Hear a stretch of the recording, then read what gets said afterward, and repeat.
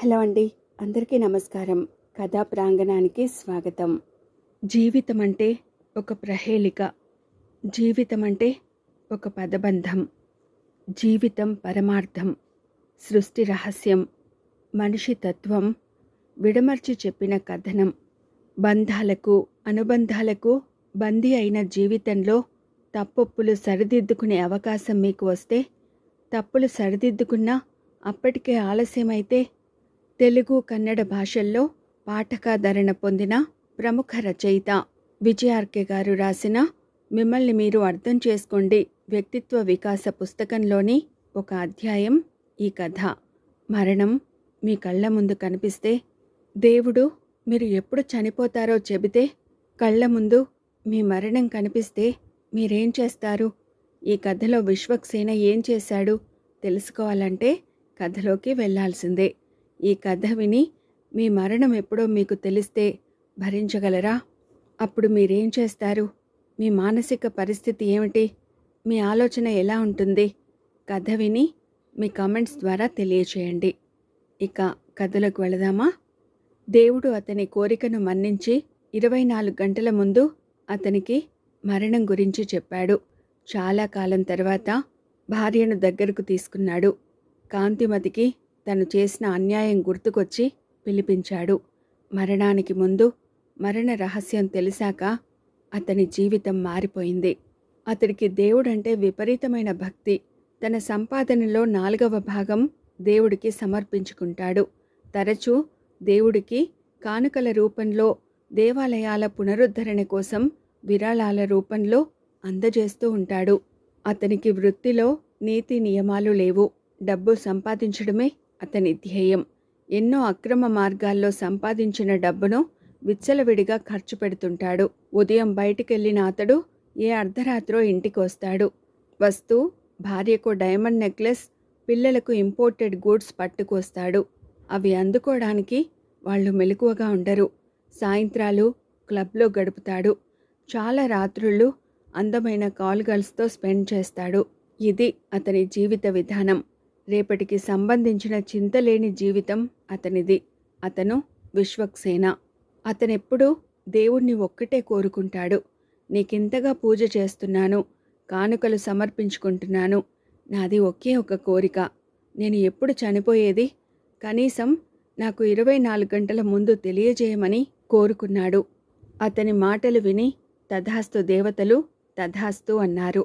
దేవుడికి కూడా అతని మీద సానుభూతి కలిగింది. అతను చనిపోయే రోజు రానే వచ్చింది.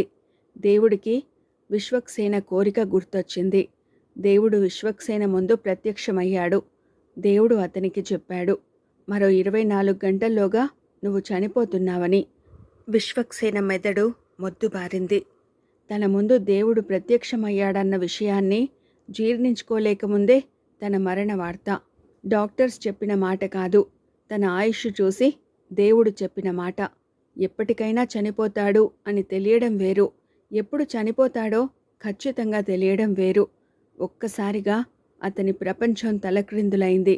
అతని జీవన విధానం మారిపోయింది. అంతర్మథనం, ఆత్మ వివేచన మొదలైంది. భయం, ఉదాసీనత, రకరకాల భావాలు. పొద్దున లేచి దేవుని ముందు కూర్చున్నాడు. రోజులా కాకుండా ఆ రోజు ఏకాగ్రతతో పూజించాడు.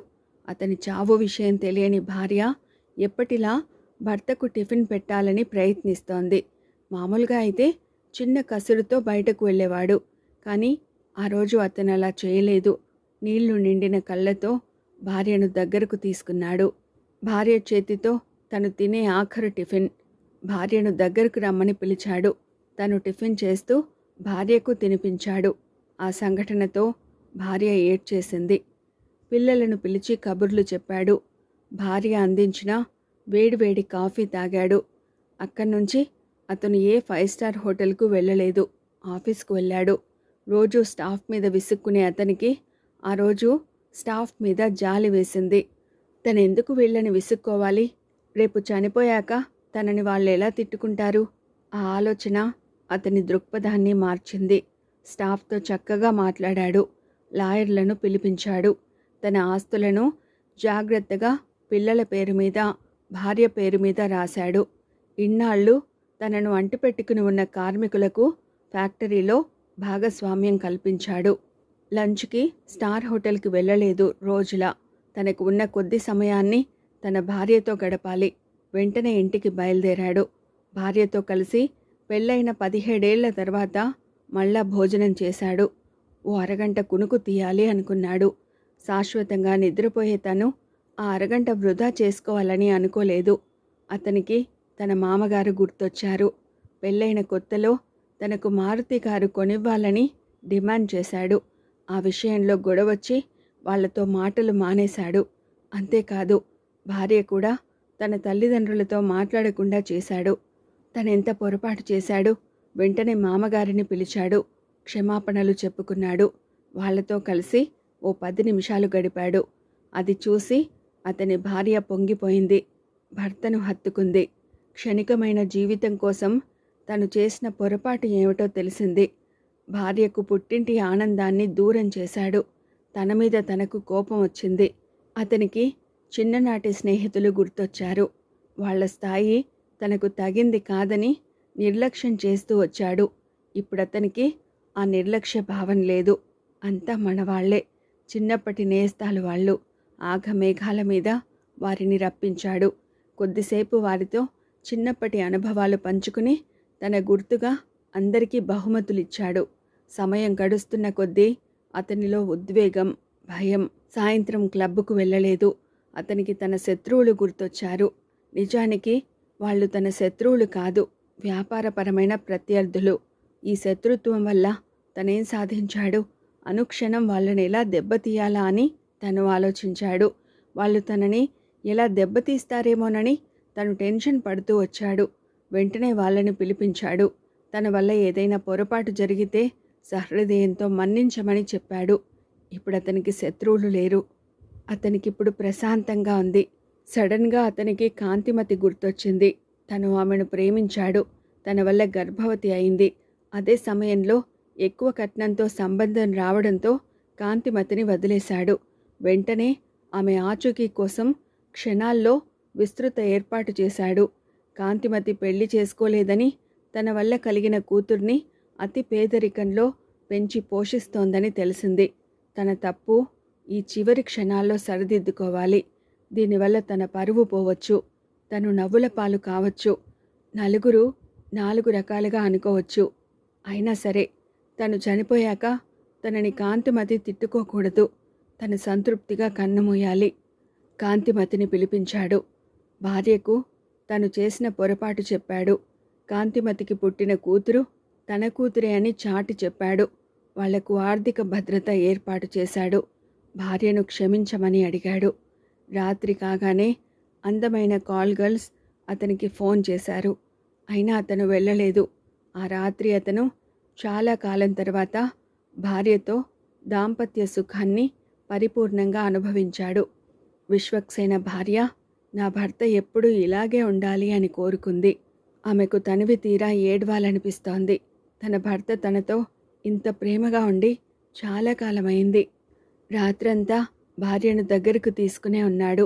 చాలా కాలం తర్వాత ప్రేమతో, ఇష్టంతో కూడిన స్పర్శ అతడిని గట్టిగా చుట్టేసింది. అందులో కోరిక కన్నా ఈ క్షణాలు అపురూపం అన్న ఫీలింగ్ ఉంది. తెల్లవార్లు అతని కౌగిలిలో అలాగే ఉండిపోయింది. తను ఇన్నాళ్లుగా తన జీవిత భాగస్వామిని మిస్ అయ్యాడు. తెల్లవారుతుండగా అతను స్నానం చేసి దేవుడి ముందు మోకరిల్లాడు. అతని కళ్ళు కన్నీళ్ళని వర్షిస్తున్నాయి. ఒక్కో క్షణం తన ఆయుష్ హరించుకుపోతోంది. సమయం లేదు. క్షణాల విలువను కొలిచే, ఖరీదు కట్టే శక్తి ఎవ్వరికీ లేదు. సమయాన్ని విభజించుకోవడం ఎంత అవసరమో, కానీ అప్పటికే ఆలస్యమైంది. దేవుడా, నాకు మరో జన్మ ఇవ్వు. నేను చేసిన తప్పు సరిదిద్దుకుని కొత్త జీవితం ప్రారంభిస్తాను. నన్ను నేను అర్థం చేసుకోవడానికి మరో జన్మ కావాలి. జీవితం విలువ గుర్తించలేదు. కాలాన్ని నిర్లక్ష్యం చేశాను. నన్ను నేను అర్థం చేసుకోలేదు. చేజార్చుకున్న జీవితాన్ని పదిలపరుచుకోవడానికి మరికొంత ఆయుష్ను అడిగాడు. తన కోరికను దేవుడికి నివేదించుకోకముందే విశ్వక్సేన ఆయుష్ తీరిపోయింది. ఆ విధంగా అతని ఆయుష్ తీరేలా చేశాడు దేవుడు.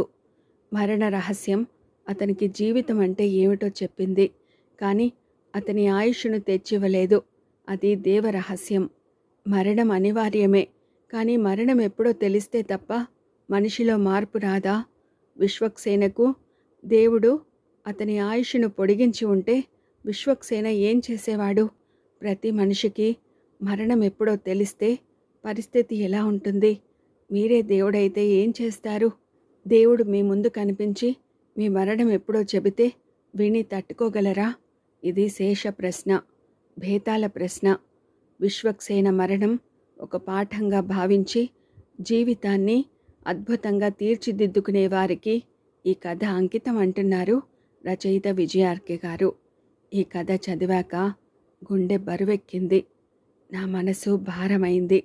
ఒక అవ్యక్తానుభూతి మనసును చుట్టేసింది. ఇదే కదా జీవితం, ఇదే కదా ఈ కథ చెప్పే నిష్ఠుర సత్యం అనిపిస్తోంది. మరి మీరేమంటారు?